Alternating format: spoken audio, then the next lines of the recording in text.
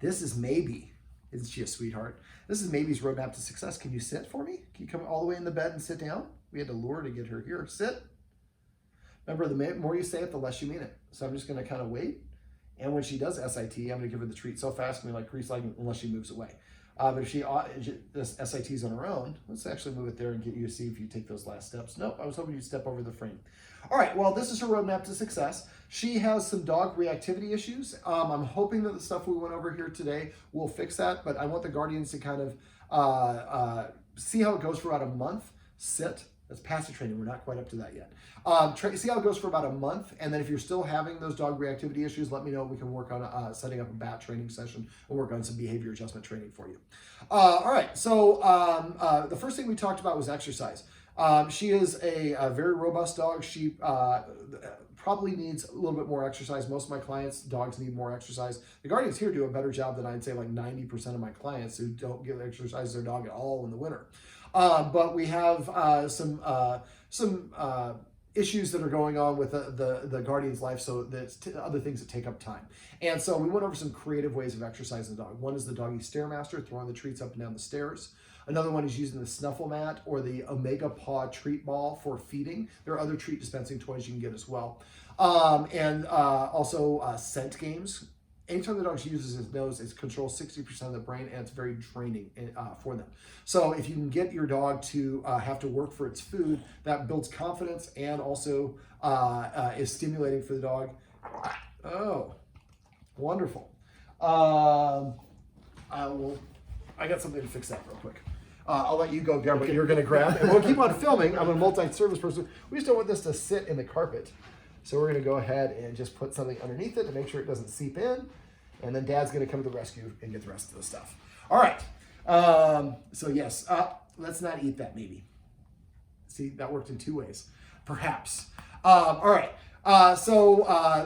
Leave it. Very good. Now I'm using, these are pretty much, this is all of the treats that we've been using. So these treats might, and she was a little bit gassy, so these treats might not agree with her. I'm going to leave the bag with you, but it might be a one-time deal. It might not be it might just be something you want to find other treats for her. All right. Also, if you, something else you want to use, it gets a spot bot. It's like a little mini, let me get that off the carpet for you. It's a mini steam cleaner. So it actually cleans your carpet as if, here, we'll make it easy for Dad. I'll do it all. There we go.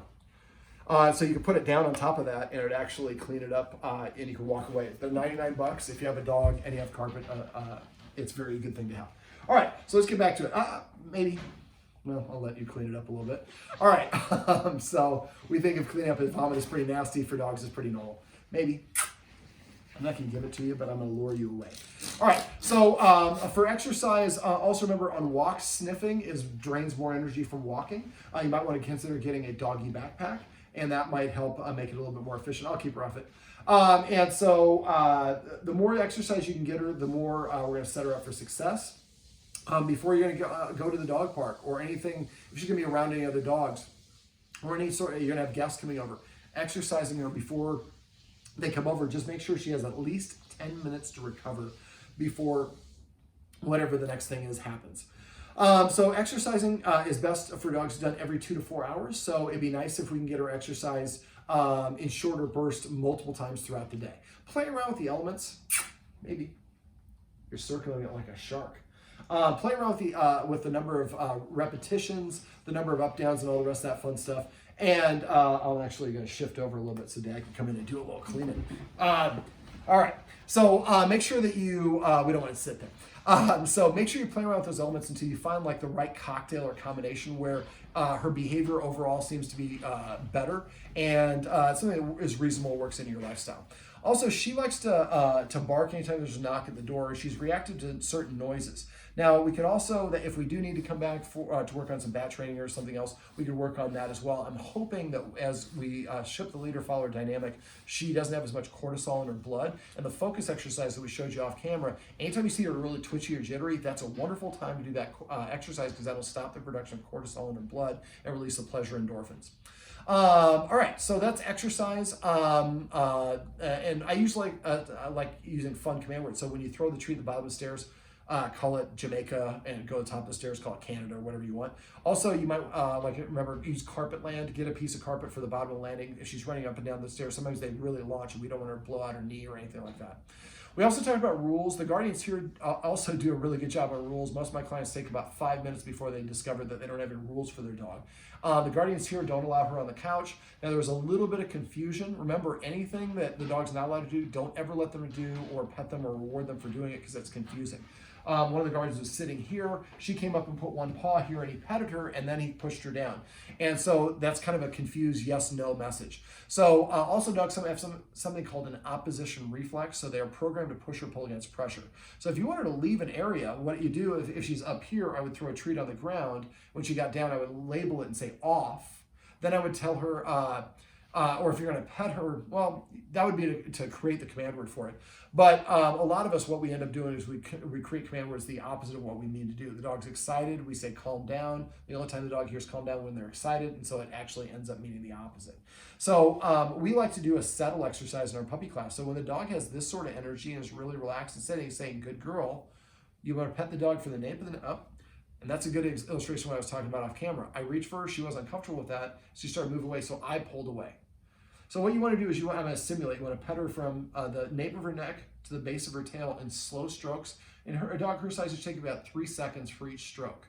And you're going to assign a command word. I say settle, say zen, chill, chillaxin, Buddha, yoga, whatever you want to use. I like, again, fun command words. So when you are watching TV, she's tranquil, she's relaxed. This is a wonderful time to pet her and assign that command word. And I saw that you didn't like that, so I stopped again. Remember, when you have guests or people come over, if they want to pet her, just tell them, hey, can we come over here? It's better camera angle if you're over on this side when I do this. So when they pet her, have them reach like this far, and if she does that, she engages with them, then they can pet her. But they reach for her, and she does that, turns her head, or backs up or lowers her head, they should stop trying to pet her. The more that happens, the more she feels like, and this is actually where a lot of dogs get reactive, is because they're having a bad day and the other dog comes and licks them and jumps up and whatever, I don't want you to do it. I turn my head and you keep on coming back. And then one day I snap and the dog backs away. Oh, look what I can do. And then they start barking more and lunging more, and they're trying to get the other dog to move away. So the more that we can facilitate this and reward when she does offer that behavior on their own, that's again operant conditioning, that can actually have a profound impact on other dogs. And you can even do that where you can approach with another dog. As she turns her head to the side, you turn around and walk away immediately. She's like, look at what turning my head does. So I don't even have to react. So that's a nice little bonus. And that I would underline this little section. I would, with your parents' dog, do the same sort of thing. Approach it. She backs up, turns her head, or lowers her head, turn around and walk away right away. It's called a cutoff signal. You can actually do a little research on that if you want. And teaching her that cutoff signals are respected and responded to might help dramatically decrease her reactivity. Okay, so other rules that we talked about: not being able to, or having to sit before you let the dog in or out a door. Go to the door, say sit once. No, sit, sit. I say it once, she has 3 seconds to comply. If she doesn't comply within 3 seconds, I sit down in the immediate area, wait 1 minute, and then give her another command word. If I repeat it, I don't mean it. And so, and she's like, I'm not going to listen to you. You always say it 23 times, and you'll actually, in some cases, sit. You can condition the dog to stop listening for that command word if you say it out of context enough. So only say it once. In this case, you have leverage. She wants to go outside, you don't. You want something for me? You got to do something for me. You have to pay for it by sitting down. Sitting is a more subordinate position. Sorry, sweetie, I'm not going to give you any more treats. You Ralph them all up. I don't think they agree with your system. So basically, a lot of times, what was I just saying? I lost my train of thought with the Ralph. Sitting is subordinate. Sitting is more subordinate. So yes, thank you. So conditioning your dog to sit in all sorts of different situations when it's easy will help in a more challenging situation. But it's almost like saying please or thank you. You're going to go through, if you're a parent, you're telling your kid to say, did he say thank you? You go through that lesson over and over and over again, flap. And eventually the child, oh yeah, he said thank you. So it's the same sort of thing for the dog. If we make them sit before all this other stuff, after a while the dog just starts doing it. It's hard to look really confrontational if you're sitting down. So it helps the dog kind of adopt more of a follower's mindset. So as soon as the dog sits, when you tell it to sit at the door and it sits, you fly the door open as fast as you can, and then they get to go out. And eventually you do it with both directions, in and out, and different doors in your house. The next stage of that is, I think the guardian's already here, where I open the door, but the dog has to wait until I give the command word to go outside. And if you don't know how to do that, or if your dog's not doing that, let me know. I have a video I can share with you, and you can teach your dog. That's the next step. But these are ways to develop self-control. Same thing with the rule about not being allowed in the dining room when we're eating. I like how I'm inviting myself over, or in the kitchen when we're preparing food.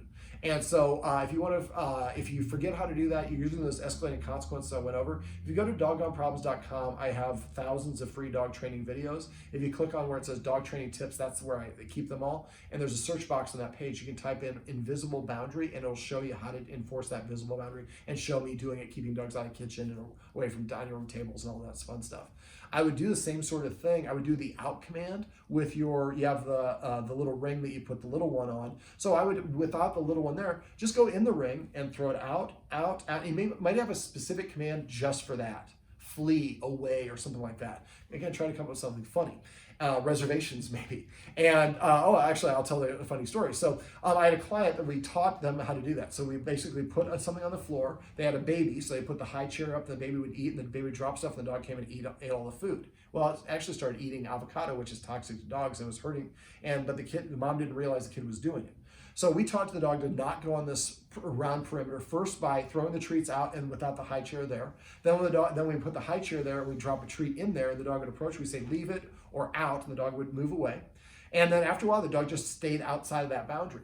Then at that point, the parents started putting the baby in there, and they'd watch very closely so they could say away or whatever the command word if the dog started coming forward. Primarily, they said leave it. After a while, after a couple months or a couple weeks of this, the guardian had some of her friends over. She put her baby in the high chair, and they were feeding, and she's talking and all her friends, and she got done. She went and go to her baby. She went and put her baby in the bassinet or whatever. She went and sat back down. Her friends, or she went and cleaned up the avocado, and then she went and sat back down, and she was talking to her friends. Her friends were like, wow, you've really relaxed a lot as a mom. I remember you'd be so anal. You would never allow that food to be late. And she goes, oh yeah, housekeeping. And the dog went and licked up all the little goldfish or whatever. Housekeeping was the command word that when we did invite the dog onto that, we would say housekeeping every time the dog licked up the treat. So now it made her friends, one of her friends was crying, laughing. She thought it was so funny. So every time, housekeeping, so the dog's waiting for permission to go and eat that, but that way you can go get the raisin, the grapes, and the avocado, and anything else that you don't want the dog to have out of the area. If you let the dog get too close when the baby's eating, eventually the baby's gonna walk around, they're gonna hold the sandwich like this, watching TV, and the dog's gonna come up and eat, and the baby's gonna cry. Teaching the dog to leave it and keep a respectable boundary around any human who has food is really important, which is why not being allowed in the dining room or not being allowed in the kitchen or when food is present is a really important thing to do. When your child gets a little bit older, if you have children, put them here and have them have a snack, and then put them in an area where you can teach the dog to leave it and have the dog practice moving away. Because there are many times where you're gonna put your child down and you're gonna have to do a phone call or do something and you can't watch. We wanna teach our dog when we do have the time. So we don't have the time, they know, they've been prepared, they know what we want and what we expect from them. All right, those are some examples rules, but look for other opportunities to incorporate rules as well as to delay gratification. Make the dog sit before you pick up the leash to put it on. Or you gotta sit or lay down before I put the food down. The guardians do a little bit of this before she gets any sort of treat. She has to do something, which is awesome. And it makes the dog more likely to wanna do those things. One of the things I recommend to a lot of my clients is that they take turns teaching the dog something. So maybe this week, and one of the things I would teach her is to teach the dog to do a circle, because there's a dog that likes to hump her and she really doesn't like that. And I'm gonna show you real quick, and I'm gonna tear this up so that you're only gonna get one treat, but you're gonna get it in 3 pieces. So, so some dogs are right-sided, some dogs are left-sided. Hurricane. Hurricane. That's twirl for her. Oh, twirl. So I actually use this for dogs that get humped, and after a while I go like this. Here, I'm ready for it now. So I go down like this, and then I would treat from this hand. So the treat's no longer coming from that hand. Then I start going it higher, higher, higher. Eventually I can go like this, twirl, and the dog does a circle. I had a yellow lab that was getting humped a lot at the dog park by my place in Santa Monica. I tell the dog to do I call it hurricane. Dog would hump, he'd hurricane once, hurricane twice, and the dog's like, I'm looking for other easier targets. So if you have that twirl, keep on doing it to where you can say verbally twirl, and she does it without the other dog around. That way the dog starts coming behind her butt, you say twirl, and she does a circle. You can preventatively or preempt that before it even actually becomes a problem. Okay, we also talked about, so look for ways to delay gratification. We also talked about petting with a purpose and passive training, or Taylor did.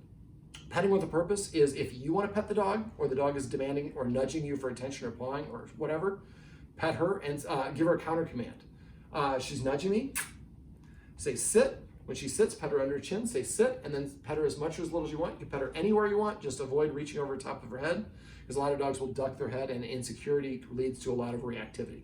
So you can pet her anywhere you want, but if all things are equal, try to pet her under her chin to facilitate that nose up. When you do pet her, say the command word and only the command word. Dogs hear the first word that you say. Good girl. I hear good girl when I poop, sleep, come, go. It means everything. Doesn't mean any one specific thing. Name all your individual toys. Pinky, Tuscadero, I got happy days in the brain. But come up with names for all the different things. And remember, using fun command words can be really beneficial and motivate the dog to want to do those things for the rest of its life. So when the dog, so I say sit, sit, and then I pet her as much or as little as I want.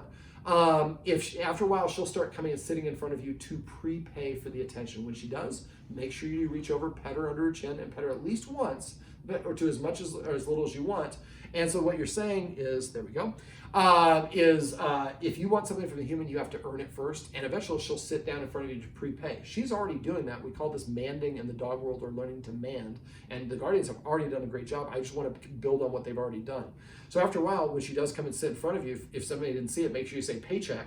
That person just stops what they're doing and pets her and says, sit, or whatever it is, because you're just going to miss those opportunities. Or I'm sorry, I'm mixing them up. Paycheck means I missed it, or I might have forgotten. So if somebody comes in and sees that I'm petting her like this, she's standing. Well, she should have been sitting before I pet her. So even if I did it right, I would stop petting her, say sit, then I pet her and say sit, and say, actually I asked her to sit. When you flushed the toilet, she stood up, and I continued petting, but I do forget to pet her without a purpose, so thanks for reminding me. So it's a gentle reminder to help you stay on track. Passive training, lie, is right there. What a smart dog she is. So passive training is waiting for the dog to do what you want organically, voluntarily, on their own, without any influence from you. Flop is what I call this. So I call it crash if you lay down, flop is on your side. So every time she lays down, pet her and say lie. Every time she comes to you, pet her and say come. Every time she sits, pet her and say sit. Name all your individual toys, like I was talking about earlier. And then the watchword we use for this is celebrate, because that's what we're doing, is we're celebrating the things the dog does that we actually like. Most of us confuse our dogs. We don't make it clear what we want from them, and they do the wrong thing. They come home, we come home, they're all spazzy. We say calm down, we pet them when they're excited. Clearly you want me to be excited. You're petting me while I'm excited. So now what we're going to do is teach her, waiting for her to organically do the things we want, and then reward her for it. That will motivate her to want to do those again in the future. This is a form of operant conditioning. It's a key way to train dogs. It also works for training babies. All right. Then we also went over the escalating consequences. Those are the sort of things you have to hire me for, but if you have any questions on those, please let me know. If you have any questions on stuff we went over, or if there's anything you forgot to ask me, or anything new, or stop, remember, it might get worse before it gets better. Stay the course. It takes 66 days to form a behavior pattern for your brain and for your dog's brain. So I usually tell people for like 2-3 months, be really strict about this stuff. Then you kind of slough off, and the dog's kind of on autopilot. Come. That's passive training right there. Last little thing before we'll wrap it up. See, we were talking about her ears oscillating back and forth. When she is hanging out and relaxed, take note of her ears, where her head is, how is her body positioned, what is her tail doing.